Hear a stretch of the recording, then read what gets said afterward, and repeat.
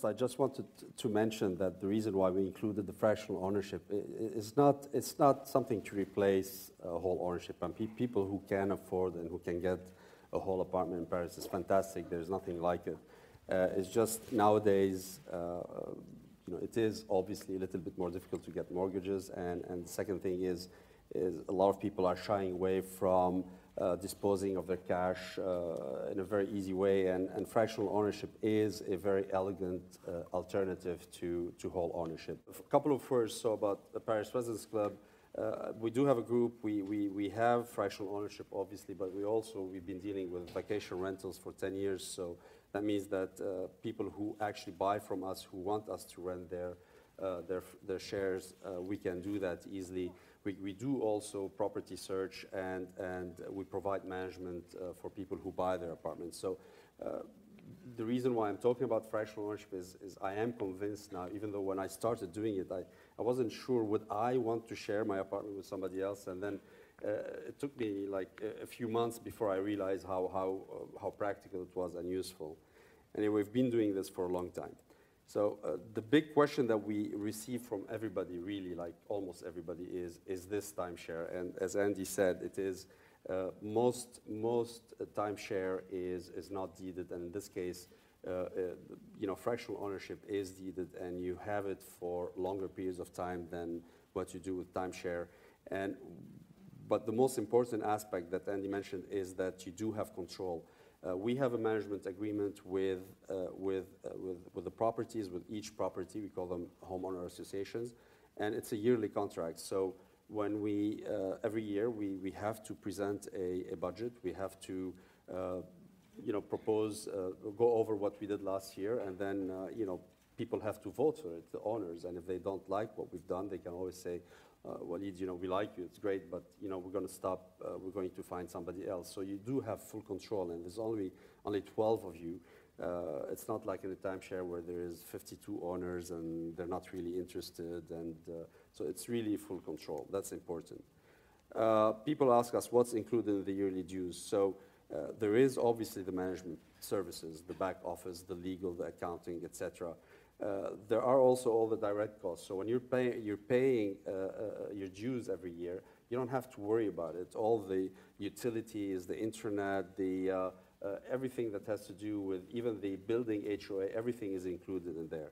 There's also a reserve fund, and that's very important. The reserve fund is meant to take care of any defaults from some of the owners, or sometimes they are late for one reason or another. And the other thing we have, for example, at Paris Residence Club is the relocation allowance. If you come to the apartment, don't forget this is not a hotel.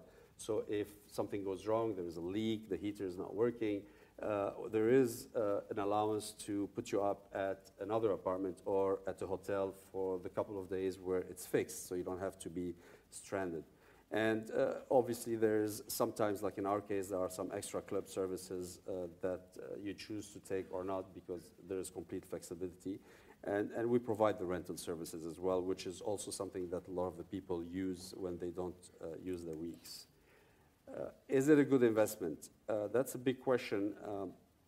Usually when you talk about fractional ownership, you don't mention the word investment. It's a no-no. Yeah. Most people say, no, you should, it's a lifestyle investment. It's not a real investment. It's true in many ways, but when it comes to Paris, it's slightly different. It's not as easy to answer it. Paris is a fantastic market. It's always been a fantastic market. There's very big demand, even now, I mean, despite everything, and there is a limited supply. The fact is, even during the recession, people in France, don't forget, they have when they lose their jobs, they still have some money from the government. They have 80% of their salary paid for 2-3 years, so they don't have to sell immediately. So that's a fact. So the prices have not really gone down as much as elsewhere. At the same time, those places that are very, very much in demand, like the 6th, the 7th, the apartments where we have, in fact, they went up in price. Okay, they went up by maybe 1.5%, but it's really good compared to what's happening elsewhere in the world.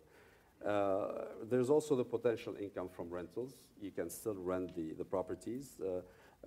You have to think about all the savings you're going to be doing on renting or going to a hotel. So that all of that makes it quite a legitimate investment proposal. I'm not saying it's a great investment, but it is a good investment proposal.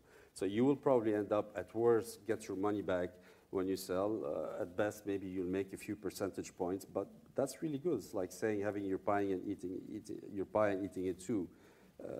It's good. So the other question that a lot of people is, can businesses benefit from this? Yes, I think so. It could be used for employee incentive programs. You can send your employees. When you're traveling, if you travel a lot to Paris, it's great. A lot of people go to, for example, twice a year to the Maison et Objet or some trade shows.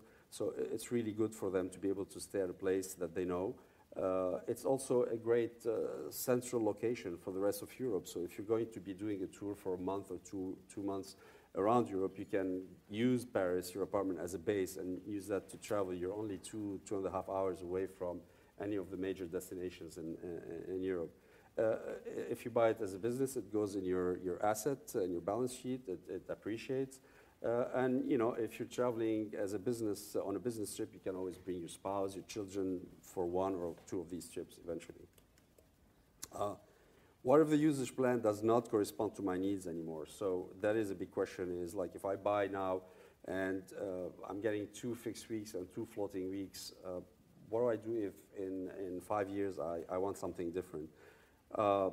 That is a problem that you cannot avoid. You're going to have to look at that, see if it corresponds, because every single fractional ownership program, whether in France or in California or in Arizona, they all have their own usage plan, and you have to accept it. You have to see if it corresponds to what you like or not. We have something now which is more of a la carte. We have a basic program which is 2 weeks fixed, 2 weeks floating, but we also try to adapt now to the buyer's requirements and see if we can do something a little bit more flexible. The thing I wanted to mention also, one thing that you will notice, I have a house in Provence, and after 4 or 5 years, obviously, you feel like you have to go to it. This is how we felt at the beginning, and after a while, you start having, I don't know if it's cabin fever, but you start thinking, I've been coming here every year, it's nice, but it's time to change. So a lot of the people are looking for something else. So we do have within our program, and a lot of people do this. In Paris, I'm probably the only one who does that, but we do have a house in Provence, we have a yacht in Sardinia, which allows you to exchange any of your weeks in Paris for the boat or South Africa or what have you. Other questions that we get a lot is, I don't know the other owners. What happens, and we usually say it's better that you don't know them, because if you can be friends at the beginning, and I don't know, one of them runs away with your wife or with your husband, then what do? So, or if somebody doesn't pay his dues, you're not going to sue a friend. So it's kind of tough. What if the developer goes bust? What if I die? In the case of fractional ownership, in particular in the case of fractional ownership, the way we've been doing it, because you do have fractional ownership with hotels, Marriott, etc. You're dependent a lot on the organization that is running it. In our case, you are the owners. Even if I'm run by a car, doesn't matter. You're still the owners, and eventually, and you are buying something that is debt-free. There is no debt on it, so you don't have to worry about it. You just find another manager, so you are in full control. What are my exit options? In our case, we do offer one exit option after 5 years and another one after 10 years. And then our price is comparable to whole ownership? Of course not. They are more expensive. Usually you'll find that fractional ownership go at around 1.5 to 2 times the market price of the property. And that's totally normal. In our case, it's about 1.7 average. And that covers a lot of the costs. There's a lot more marketing and sales costs involved than with a normal ownership. But the question is, instead of here you are buying something at 200,000 average, instead of for the same thing, you're going to have to pay $1 million or $1.5 million. So you have to look at it like that, not how much does it cost per square meter.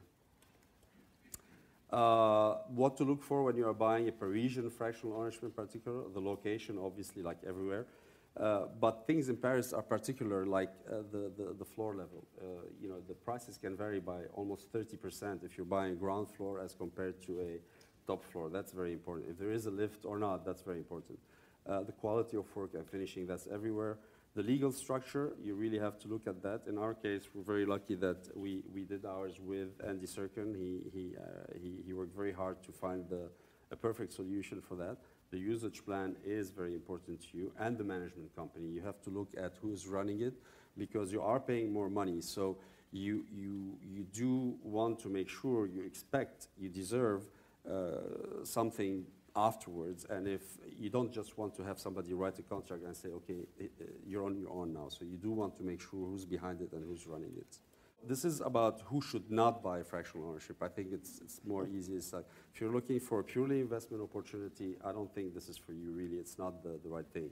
If you love to go to palaces, that's fine too. It's not for you. This is an apartment. You know, you want to live, you have to cook, you want to cook, you want to whenever you feel like it. If you like to eat 3 times out of the day as well, I mean, if you go to a hotel, that's what it is. Confined areas, obviously, in a fractional ownership, you have an apartment, you have a lot more room, you can invite friends. If you have the time and the money to spend and fix up an apartment in Paris, which is not an easy thing. We talked about the buying process, but the difficult part after that is doing the apartment. And trust me, almost every single apartment you're going to have to redo, and that's when the problems begin. I mean, I did one of the apartments we did, took me a year to finish it, and it was like, I promise you, every time we hit the hammer on the wall, it was written Murphy all over the place. Murphy, Murphy, Murphy, Murphy. Every time you think the problems are finished, you start with another one. And you know, if you like red tape and all that, you're welcome. And if you don't mind throwing money, I mean, basically, you go to a hotel, you go to rentals. I do rentals, so I'm happy if you do that. But it's just throwing money out of the window. And the nice thing about fractional is you get your money back. Well, thank you for everything. Thank you, Walid.